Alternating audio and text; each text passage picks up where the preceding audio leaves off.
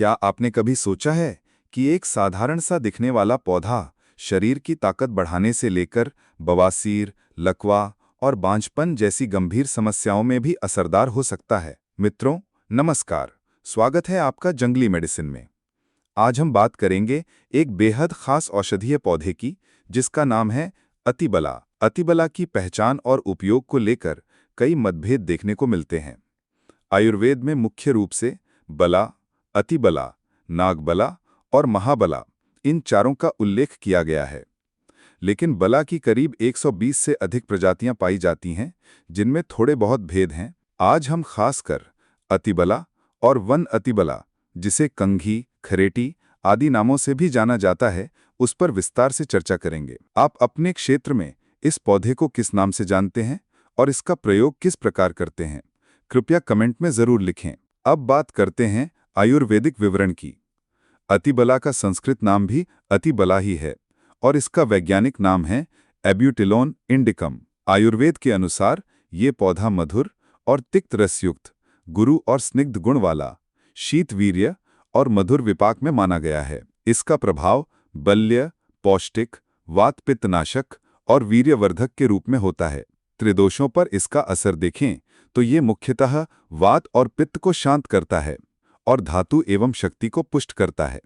आचार्य चरक ने इसे बल्य द्रव्यों में और आचार्य सुश्रुत ने इसे मूत्र रोग नाशक द्रव्यों में गिना है। अब जानते हैं इसके औषधीय प्रयोग।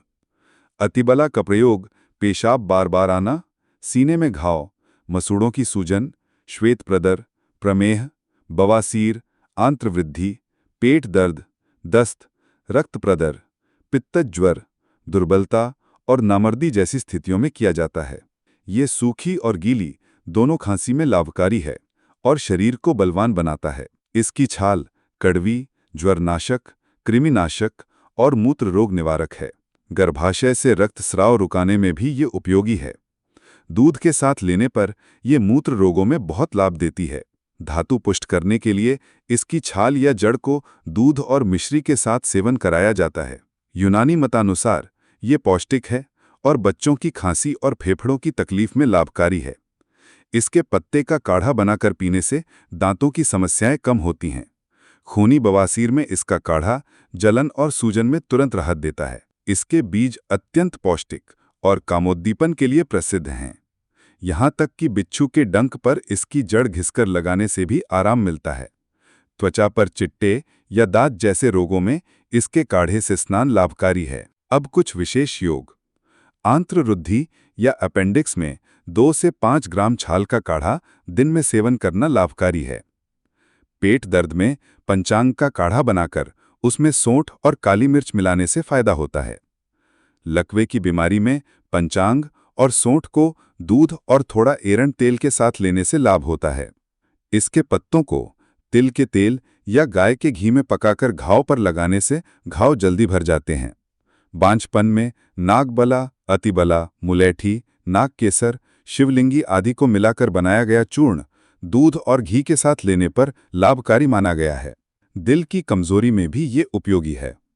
मकरध्वज और लता कस्तूरी के साथ इसके पंचांग को मिलाकर पूड़ियां बनाई जाती हैं, जो विशेष परिस्थितियों में वैद्य की देखरेख में दी जाती हैं।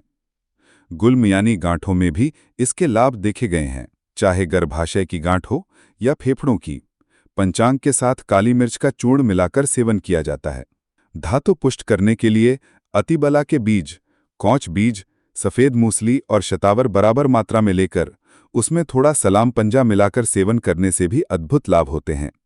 मित्रों, आयुर्वेद में कहा गया है कि औषधि तभी प्रभावी होती है जब शरीर का पाचन तंत्र ठीक हो। इसलिए सबसे पहले पाचन सुधारें, फिर इस प्रकार की वनस्पतियों का सेवन करें।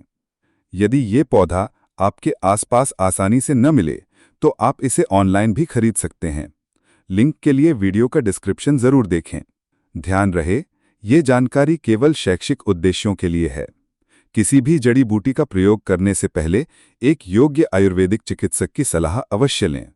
अगर आपको ये जानकारी महत्वपूर्ण लगी हो तो इस वीडियो को लाइक करें, शेयर करें और हमारे चैनल जंगली मेडिसिन को सब्सक्राइब करना न भूलें।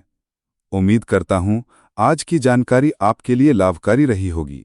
फिर मिलते हैं इसी प्रकार की एक नई जानकारी के साथ नई वीडियो में। तब तक के लिए नमस्कार। जय आयुर्वेद।